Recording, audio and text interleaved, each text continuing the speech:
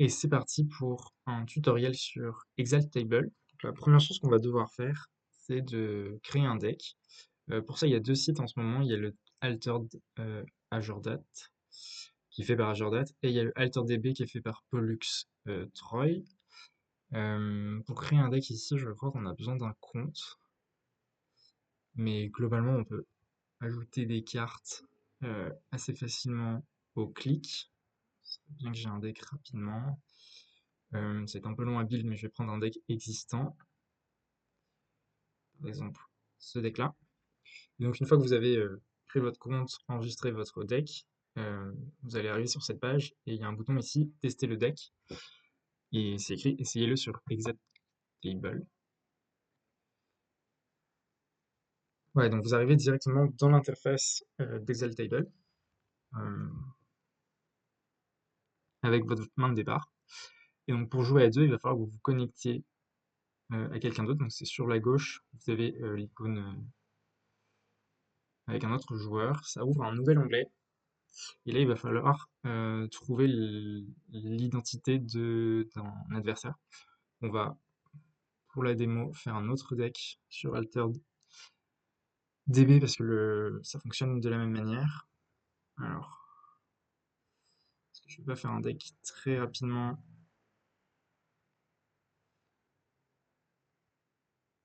Ça risque d'être un peu long, mais on va essayer d'être plus rapide.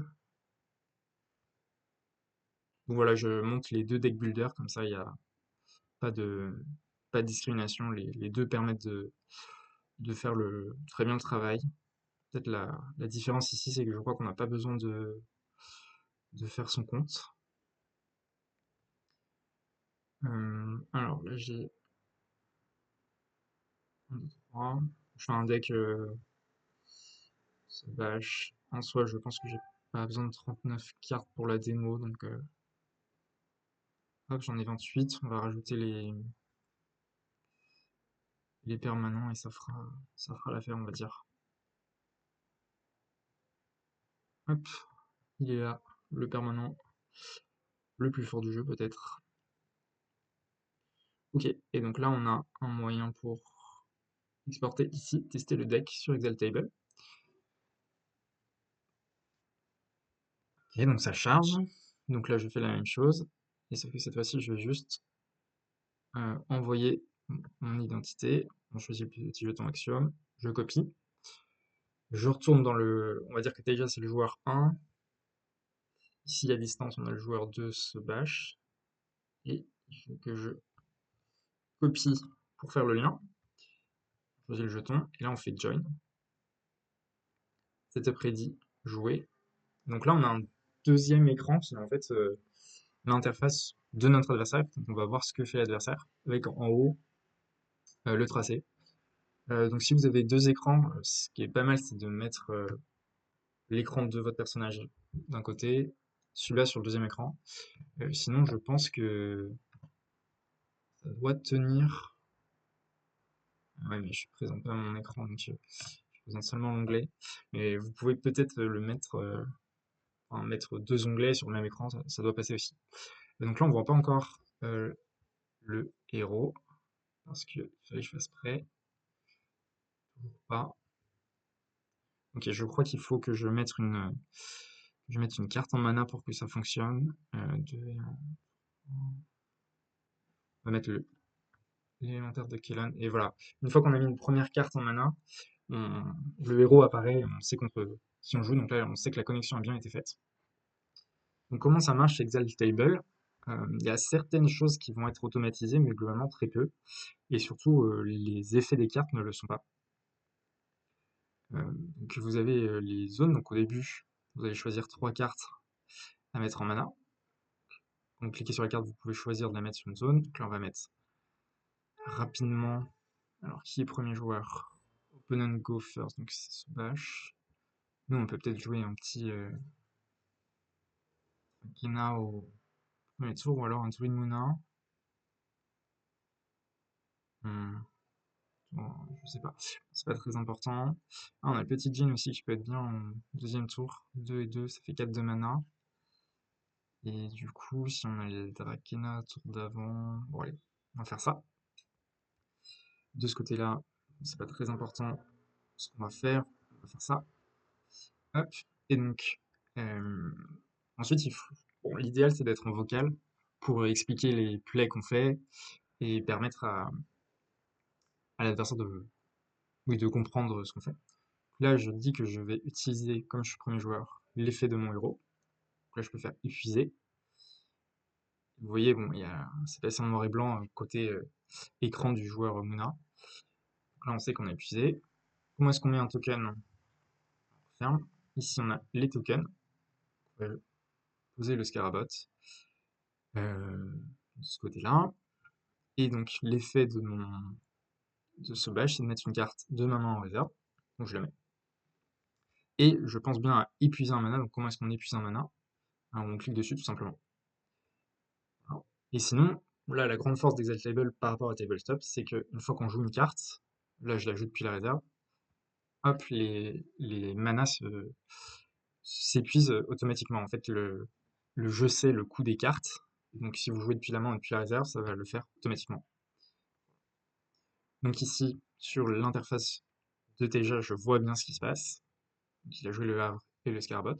Moi, à côté de Teja, j'ai ces deux écrans-là. Et donc, moi, pour 3, je vais jouer Drakena. Hop. Donc, Drakena, il faut que je lui mette son jeton ancré. Donc, je clique dessus sur la carte. Et là, vous voyez, il y a la possibilité de mettre des marqueurs, des boosters et des jetons. Et donc, je vais les mettre ancrés. Voilà. Une fois que j'ai fait ça, donc on voit que ça c'est bien laissé. Euh, on regarde avec notre adversaire qui avance, qui recule. Alors, attendez, je ne comprends pas les écrans. Moi, l'écran que je vois, c'est censé être celui-là. Euh, alors peut-être que le fait que je joue... ouais, j'ai peut-être fait une boulette là. Bon, l'exemple qui tombe à l'eau, mais normalement, vous jouez pas les deux joueurs en même temps, donc vous avez votre écran à vous et l'écran de l'adversaire, et sur cet écran, vous avez la piste.